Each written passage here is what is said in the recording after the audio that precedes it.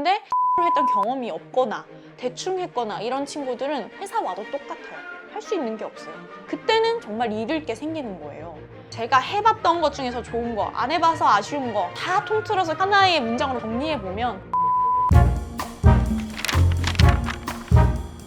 안녕하세요, 롤리입니다. 오늘은 롤리의 행복루트라는 새로운 프로그램으로 인사드리는데요. 제가 살면서 행복에 좀 진심인 사람으로 살아왔잖아요, 그동안. 제 행복에도 그리고 다른 사람의 행복에도. 그런 저의 행복 노하우랑 행복해질 수 있는 인사이트 같은 거를 나눠주는 코너입니다. 오늘은 아무래도 오롤리데이를 보는 분들 중에 대학생분들이 많은 것 같아요. 강연이나 이런 질문 같은 거 받아보면 대학생들이 하는 고민이 다 비슷비슷해요. 그래서 오늘은 그 비슷비슷한 고민들을 하고 있을 대학생 청춘분들, 그리고 꼭 대학생이 아니더라도 앞으로의 진로에 대해서 고민을 하고 있는 20대들의 청춘이 보면 좋을 것 같은 영상을 한번 찍어보려고 합니다.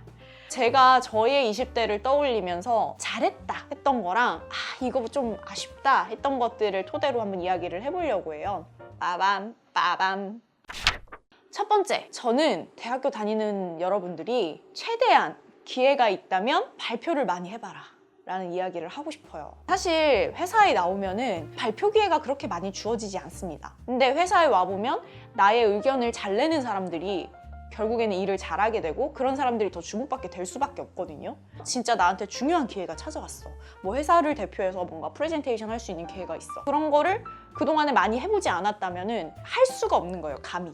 사실 대학교 때는 발표할 기회가 굉장히 많잖아요. 생각해보면 저는 첫 발표 때부터 잘했느냐? 전혀 아니에요. 제가 대학교 들어가서 했던 첫 발표가 아직까지도 생생하게 기억이 나는데요. 내 앞에 뭐 한 6, 70명, 80명 되는 사람들이 이렇게 앉아있고 다 나만 쳐다봐. 근데 그 사람들이 다 내가 모르는 사람들이야. 말을 못할 정도로 긴장감이 막 벌벌벌 떠는 거예요. 어찌저찌 해서 첫 발표를 무사히는 아니지만 마쳤습니다. 너무 창피한 거예요, 내려와서. 그래서 제가 그 후로 발표를 안 했냐? 아니요, 더 열심히 했습니다. 그 다음 발표는 또 한 번 도전해보겠다 하면서 계속 했어요. 하다 보니까 진짜 신기한 게 첫 번째 발표 때보다 두 번째 발표가 나아지고 두 번째보다 세 번째, 세 번째보다 10번째, 10번째보다 20번째. 너무 당연한 얘기 같지만 계속 능수능란해지는 거예요. 내가 어떤 말을 했을 때 사람들이 나를 쳐다보는지 알고 내가 어떤 말을 했을 때 설득을 시킬 수 있는지 그거에 대한 노하우가 점점 쌓이는 거죠. 그러다 보니까 하는 사람은 계속 잘하게 되고 못하는 사람은 계속 못하게 돼요. 근데 생각해보면 대학교 때 발표 조금 떤다고 해서 뭔가를 빼먹어서 내가 조금 잘 못했다고 해서 크게 내 인생에서 문제가 될 게 없거든요. 그래봤자 학점 조금 덜 나올 수는 있겠죠. 굳이 도전을 안 할 이유는 없다라고 생각을 했어요. 나는 사실 그 내가 말하는 것보다 가진 게 훨씬 더 많은 사람인데 나의 어필을 잘 못하는 순간이 생길 수도 있어요. 그때는 정말 잃을 게 생기는 거예요. 그렇기 때문에 저는 학교 다닐 때 기회가 있으면 최대한 발표할 수 있는, 사람들을 설득할 수 있는 그 경험을 많이 해보라 라고 이야기를 하고 싶습니다. 두 번째는 할 수 있는 거 최대한 많이 해보라고 이야기를 해보고 싶어요. 대학교에 가면은 여러 가지가 있는데 일단은 공부하는 게 있겠죠. 전공 과목을 공부를 열심히 한다. 두 번째는 그런 학교에서 일어나는 어떤 사회활동, 뭐 예를 들어 학생회라던가 아니면 학교에서 어떤 행사가 있을 때 도와주는 스텝에 지원한다던가 아니면 어떤 봉사활동이라던가. 세 번째는 뭐 동아리 같은 게 있겠죠. 내가 정말 좋아하는 취미 동아리를 할 수 있는 기회가 많기 때문에 그 동아리에 들어가서 동아리 활동을 열심히 한다. 사실 생각해보면 전 세 가지를 다 열심히 했어요. 학과 공부를 열심히 할 수밖에 없었던 이유는 집이 굉장히 어려웠던 상황이었기 때문에 저는 장학금을 받아야만 학교를 다닐 수 있는 학생이었어요. 4학년 때는 졸업준비위원장이라고 이제 미대에는 졸업준비를 하기 위한 전시회를 하거든요. 그거를 이제 맡는 위원장까지 했었습니다. 또 밴드 활동을 했었거든요. 학교 내에서 할 수 있었던 건 누구보다 부지런히 하지 않았나라는 생각이 들어요. 저는 그래서 열심히 한 덕분에 전액장학금까지 받을 수가 있었고 학교 생활을 무사히 마칠 수가 있었습니다. 근데 전액장학금 뭐 이런 걸 다 떠나서 열심히 내가 생활을 했던 덕분에 일을 하다 보면 어디 나가면 학교 선후배, 뭐 동기 이런 사람들을 만나게 되는 기회들이 생기거든요. 저는 그 사람을 몰라도 그 사람은 저를 아는 경우도 있고요. 저에 대한 이미지가 좋은 사람들은 이제 아무래도 일을 할 때 좀 좋은 마음으로 할 수 있겠죠. 많이 도움이 됐던 것 같아요. 앞에 맥락이랑 좀 비슷하긴 한데 크게 잃을 게 없어요. 돈을 주고 학교를 다니는 거잖아요. 내 젊음과 내 돈까지 투자하면서 다니는 곳이란 말이에요.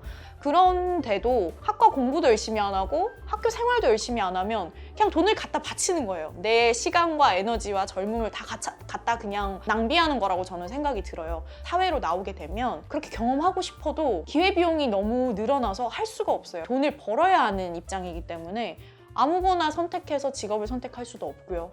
그리고 취미에 그렇게 쏟을 시간과 돈이 딱히 없어요. 그래서 여러분들도 최대한 대학교에서 경험할 수 있는 것들을 많이 경험해봤으면 좋겠다라는 이야기를 하고 싶습니다.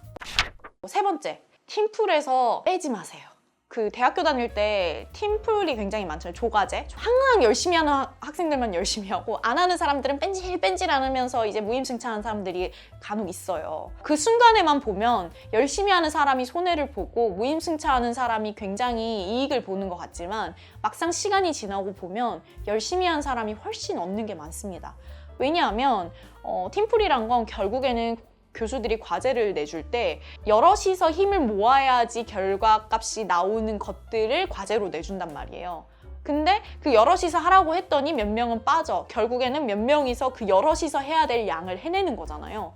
그러다 보면 경험치가 올라갈 수밖에 없어요. 그래서 나는 원래 디자인만 잘하는 사람인데 여러 팀플을 하다 보니까 내가 기획에도 참여를 해야 되고 이거에도 아이디어를 내다 보면 어쩔 수 없이 기획력도 좋아지고 여러 가지의 약간 능력치가 쌓이게 되는 거죠. 근데 무임승차하는 사람들은 결국에는 그 순간에는 위너 같지만 나중에는 그분들은 얻는 게 아무것도 없습니다. 일단 배워지는 거, 공부가 되는 것도 없고요. 그리고 일단 평판이 너무 안 좋아져요.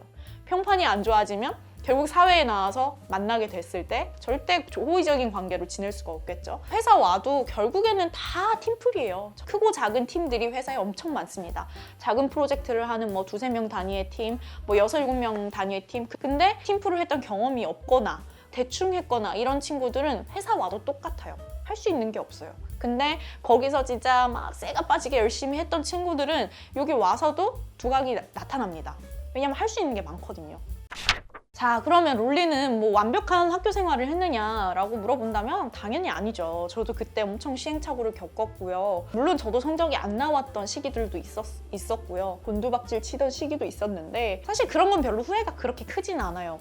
조금 후회된다 하는 게 딱 한 가지가 있어요. 그게 뭐냐? 해외에서 경험을 하지 못해봤던 것. 여러분들한테 꼭 드리고 싶은 말은 교환학생이든 아니면 뭐 워킹홀리데이든 아니면 뭐 진짜 여유가 된다면 어학연수든 꼭 그 시기에 다른 나라에서 한번 생활을 해보는 경험을 해봤으면 좋겠다라는 이야기를 해보고 싶습니다. 저는 그 당시에 제가 뭔가 돈을 벌어서 계속 생활을 해야 되는 그런 시기였고 그래서 제가 감히 해외를 나갈 수 있나? 라는 거를 아예 생각도 안 했어요. 왜 교환학생은 생각을 못했나 모르겠어요. 지금 올해 37인데 그리고 저는 이제 이미 한 회사의 대표가 되었고 가려고 해도 갈 수가 없고 그런 상황이 됐습니다. 지금은 가려면 엄청난 것들을 많이 포기를 해야 되는 거예요. 그래서 그때 한번 내가 이 환경에서 벗어나서 새로운 환경에서 내가 경험을 해봤을 때 지금 나의 인사이트는 얼마나 커져 있을까라는 상상을 한다면 좀 많이 아쉬운 거죠.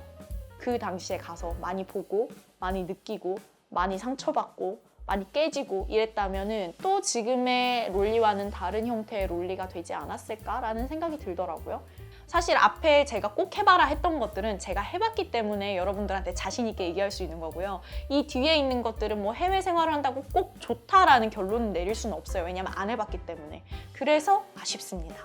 그래서 만약에 기회가 된다면 여러분들은 어떻게든 방법을 찾아서 한번 내가 익숙한 환경이 아닌 다른 환경에서 여러분들의 인사이트를 넓힐 수 있는 기회를 맞이해봤으면 좋겠다라는 생각을 하고 있어요. 그래서 여러분 제가 해봤던 것 중에서 좋은 거, 안 해봐서 아쉬운 거 다 통틀어서 결국 하나의 문장으로 정리해보면 그냥 다 해봐라. 뭐든 닥치는 대로 다 해봐라. 남들이 하는 거 다 해봐라. 이게 저의 포인트입니다. 안 좋은 거 빼고 나의 삶을 해치는 거 빼고 내가 저걸 해도 돼? 바로? 나는 저거 아닌 것 같아. 하는 것도 지레짐작해서 포기하지 말고 2번, 3번 도전해보고 시도해봤으면 좋겠습니다. 왜냐하면 그때 얻은 것들이 결국에는 제가 10년이 지나고 나니까 저한테 다 돌아와요. 다.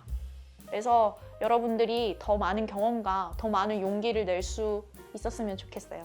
그냥 점수 따라서 선택한 전공에 너무 목매지 않았으면 좋겠고 그 점수에 너무 몰입되고 매몰되지 않았으면 좋겠어요. 뭐든 다 잘하면 좋겠지만 그게 아니라면 내가 진짜 잘하는 걸 여러 가지 경험을 통해서 꼭 찾았으면 좋겠습니다. 네, 이미 너무 충분하고 훌륭한 여러분들을 응원할게요. 화이팅! 다음에 행복노트에서 또 만나요. 안녕.